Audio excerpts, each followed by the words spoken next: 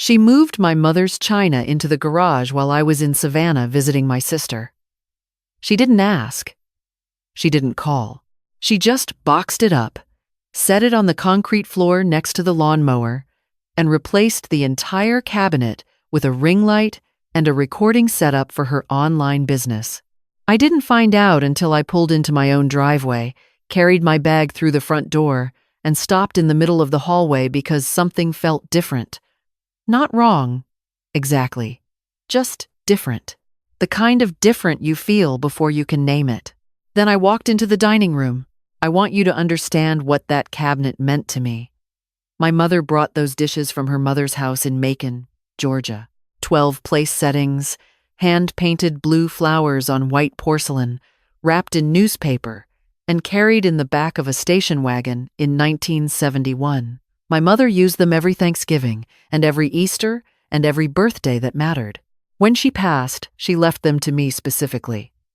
Not to my sister, not to anyone else. To me, because she knew I understood what they meant. And they were sitting in cardboard boxes on a cold garage floor because my daughter-in-law needed better lighting for her videos. I stood in that dining room for a long time. Long enough for my son to come downstairs, see my face, and look immediately at his feet. "We were going to tell you," he said. I didn't answer. I walked to the garage, opened the door, looked at those boxes, and closed the door again. Then I went to my bedroom, sat on the edge of the bed, and stared at the wall. But I'm getting ahead of myself. Because the china was not where it started. It never starts with something that big. It starts with something so small you almost feel foolish mentioning it. It started with the throw pillows. My name is Melanie. I am 63 years old. I have lived in this house for 28 years. My late husband and I bought it when my son was 4 years old, when this neighborhood was still mostly empty lots and unpaved sidewalks. We planted the oak tree in the front yard ourselves. We chose the kitchen tile together and argued about the color of the shutters for 3 weeks before we agreed on navy blue. This house is not just a house. It is the physical record of our life together. My husband passed 2.5 years ago. Pancreatic cancer. 14 months from diagnosis to the end. I will not spend much time on that part because it is not what this story is about, and because some things are still too close to say out loud without unraveling. What I will say is that after he was gone, the house felt different. Not haunted, not sad exactly, just quieter than it had ever been. A quiet that pressed against the walls. My son called every few days. He lived about 40 minutes away with his wife, who I had known for 6 years by then. She was not unkind in the beginning. She sent flowers after the funeral. She helped organize the reception. She called me once a week for the first few months, which was more than I expected and more than most people manage. When they suggested moving in, I thought it was generous. That is the word I used in my own head, generous. They had been renting an apartment that was, apparently, too expensive. My son was between jobs, transitioning, he called it, and my daughter-in-law's online boutique was growing, but not yet stable. They would save money, I would have company, everyone would benefit. 3 months, maybe 4, just until they got back on their feet. I said yes. Of course I said yes. He is my son. They moved in on a Saturday in early March. My son carried boxes and my daughter-in-law directed, which I noted but did not comment on. By that afternoon, they had filled the guest room and half the garage with their things. By evening, my daughter-in-law had rearranged the throw pillows on the living room sofa. She did it while I was in the kitchen making dinner. I came out and the sofa looked like something from a magazine. Neat, coordinated, very beautiful. Not how I had it. I hope that's okay, she said, without looking up from her phone. It just looked a little cluttered. I said it was fine. I said I liked it, actually. That was the first small thing I let go. People ask afterward, when they hear a story like this, why you didn't say something sooner. And I understand why they ask. From the outside, it seems obvious. But when you are inside it, when the person in question is your son's wife and you genuinely want things to work, when you are still soft from grief and out of practice at standing firm, it is not obvious at all. You convince yourself that keeping the peace is the wise thing, that accommodation is generosity, that picking your battles means letting the small things pass. The problem is that they never stay small. By May, she had reorganized the kitchen. Not reorganized, exactly. Transformed it. My spices moved from the rack by the stove to a drawer across the room. The coffee maker relocated to a cabinet. The everyday dishes pushed to a high shelf I could barely reach, replaced on the counter by some kind of smoothie system with 8 separate components. Every morning I made coffee standing next to what looked like laboratory equipment. I said nothing. I told myself it was fine. They were guests. Guests make themselves at home. That is what you want. By June, she had claimed the sunroom. The sunroom had been mine for 20 years. I painted in there. Watercolors, mostly landscapes, nothing anyone would hang in a gallery, but it was mine. My brushes on the table, my canvases stacked against the wall, the light coming in from the east in the morning in a way I had arranged furniture specifically to capture. She asked if she could set up her equipment in there, just temporarily, because the light was better for filming. I said, of course. She never left. My brushes ended up on a shelf in the closet. My canvases I moved to the bedroom. When I brought this up, gently, carefully, using the word wondering rather than asking, she said she needed the space for work, that it was essentially an office now, that if I needed to paint, I could probably set something up in the basement. I went to my son that evening. He was watching television. He looked at me with an expression I had never seen on his face before, one I can only describe as tired in a specific direction. Tired toward me. She's trying to build something, Mom, he said. It's just a room. Just a room. The room where I spent 20 years of Sunday mornings. I went upstairs, sat on the edge of my bed, and made a decision that I am not proud of. I decided to be smaller, to need less, to take up less space in my own house until things stabilized and they moved out and everything went back to the way it was. It did not stabilize. It escalated. By July, my daughter-in-law had begun referring to the house as our place when she was on the phone with her friends. I heard it several times. Once I was in the garden and her window was open, and I heard her say quite clearly, "Come over to our place on Saturday." I stayed in the garden for a long time after that, longer than I needed to, pulling weeds that didn't exist. She started having friends over without mentioning it to me. I would come home from the grocery store to find 3 or 4 women in my living room, the throw pillows perfectly arranged, drinks on my coffee table, laughter that quieted slightly when I walked in, like I was the one who had arrived somewhere unexpectedly. She developed opinions about my cooking. Not in a mean way, which would have been easier to respond to. She mentioned once, while I was making pot roast, that red meat was a lot for someone my age. When I made my peach cobbler, a recipe my grandmother gave me, she said it smelled amazing, but she personally had cut out refined sugar. I started eating earlier, before they came downstairs. I told myself this was because I was hungry, not because I was avoiding her. I knew, somewhere underneath that story, that I was lying to myself. In August, I drove to Savannah to see my sister. I was gone 11 days. I came home to the missing china. I want to tell you what I did that night. After I sat on the edge of my bed, I want to tell you, because I think it matters. I did not yell. I did not cry. I did not go downstairs and make a scene that would have felt good for exactly 4 minutes and then left me shaking and ashamed. I sat very still, and I thought about my husband. I thought about what he would have done. He was a quiet man, methodical, with a preference for action over argument.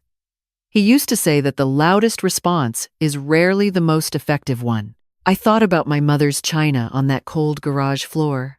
I thought about the sunroom, the kitchen, the throw pillows, the women laughing in my living room.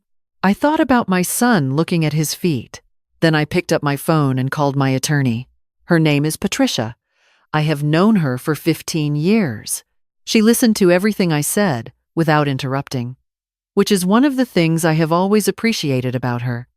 When I finished, she said, "Come see me Monday morning."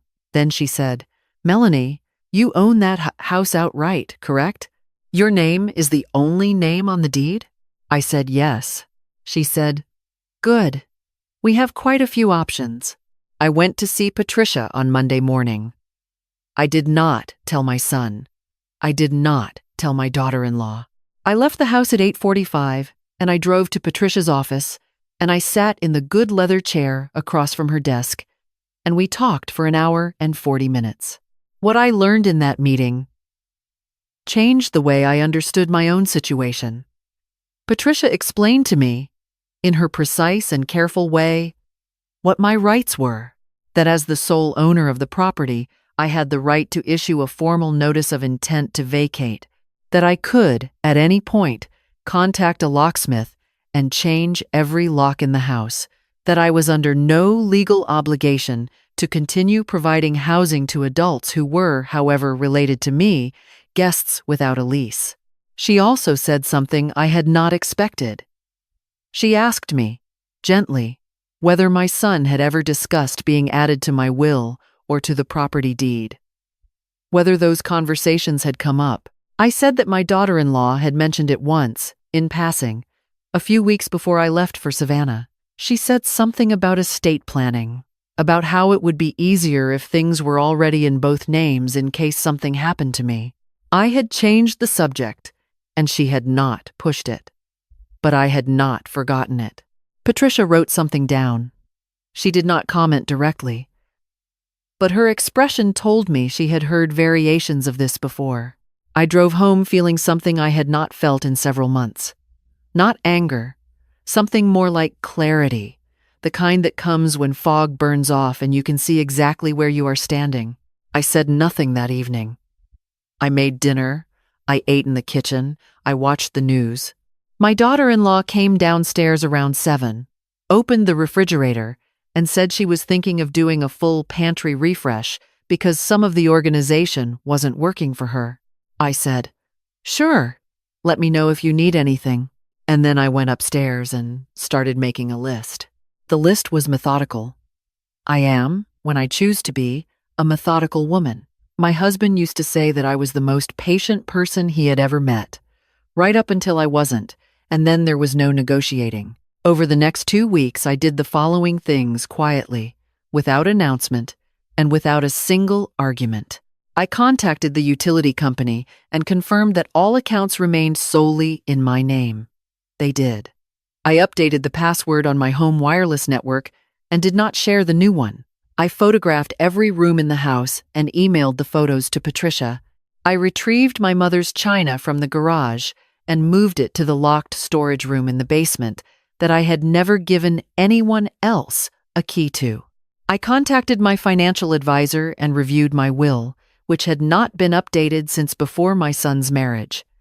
We made several adjustments. Then I drafted a letter. Patricia had helped me with the language. Formal, factual, without emotion. It stated that as the owner of the property located at the address listed, I was providing 60 days' notice for all occupants not on the deed to make alternative arrangements. It stated that this decision was final and not subject to negotiation. It was dated, signed, and notarized. I drove to the post office and sent a copy certified mail to my son's name, addressed to my own house. I kept a copy. I gave a copy to Patricia. Then I came home, made tea, and sat in the garden. The oak tree my husband and I planted was enormous now, taller than the house. The roots had spread under the yard in ways you could see from the sidewalk. Subtle lifts in the soil that showed how far something could grow when you gave it time. I sat under it and drank my tea and thought that I had been patient for a very long time. That patience is not the same as permission. That the two things can look identical from the outside for years and years, right up until they don't. The letter arrived on a Thursday. I know this because I was in the kitchen when my son came downstairs holding the envelope with an expression I had never seen before. Something between confusion and recognition, like he was reading a word he already knew but had hoped never to see in this context. He said, "Mom, what is this?" I said, "It's a notice. Patricia drafted it. You have 60 days to find another arrangement." He stared at me. "You hired an attorney." "I've had an attorney for 15 years, I said. "I just used her." He sat down at the kitchen table. He was quiet for a moment, which I respected. When he finally spoke, he said, "We don't have anywhere to go." I said, "You had an apartment 40 minutes from here. You've had 9 months to save money. You have 60 days. Renee is going to—" "Renee," I said, moved my mother's china into the garage.